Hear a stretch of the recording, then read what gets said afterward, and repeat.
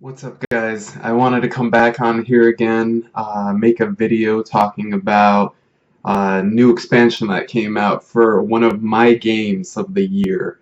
Um, Witcher 3 was an incredible game by every mean. I mean, I played through 1, I played through 2, I played through 3, and I really can't find a better.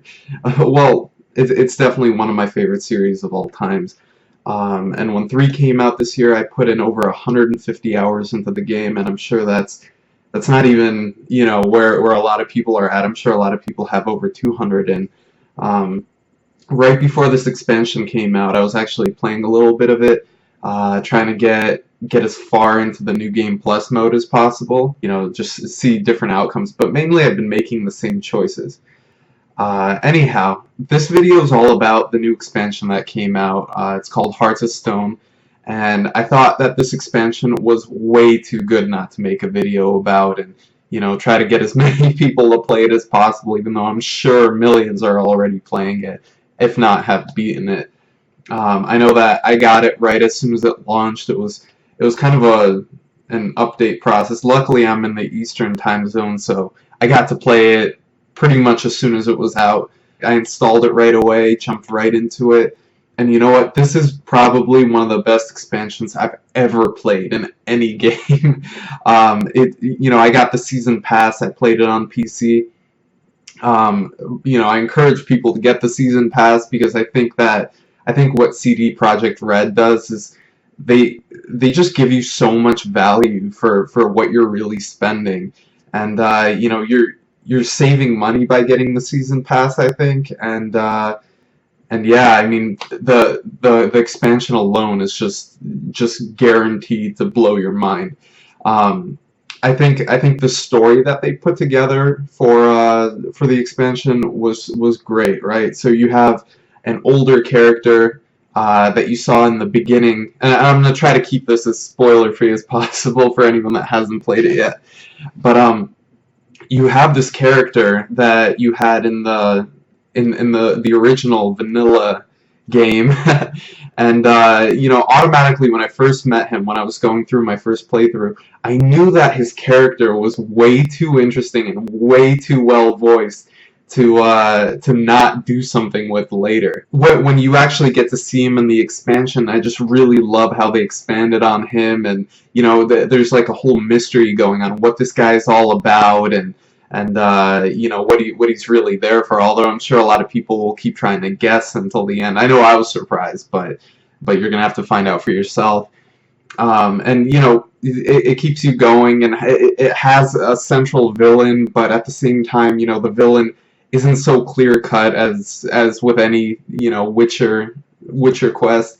All the characters are just so complicated and so well written that you like the bad guy, and at the same time, is he really the bad guy? It keeps you asking a lot of questions. And the quests are so well designed. You actually get to go to a wedding with an old character from Witcher 1. Her name's Shani, yeah, I think it's Shani, but she was just incredible. I don't remember them putting that much detail into one character from the original vanilla game, but you could see all of the different emotions that she just reacts to Geralt and to the people around her, and you could see the changes in her face, and I don't know, it's just so unique, and you can tell they put so much work into the detail in these characters. And I thought that there is a romance option with her. That's not too much of a spoiler, I don't think. But it didn't seem to affect any decision that I made in the regular game. So I was pretty happy with that. You get to see Geralt act differently from how he acts normally. I'm trying not to spoil it, but alright, so Geralt basically gets possessed. And you get to see the character that he gets possessed by living through his body, and it's just awesome. It's awesome. It's so weird hearing, Geralt's voice actor, doing all these weird lines and seeing these weird emotions on Geralt's face that you don't normally see because he's cold as ice usually, and he's very like he's very he's very well composed, but when you kind of see him acting in a different way, it's just a surprise and it keeps you smiling the whole time.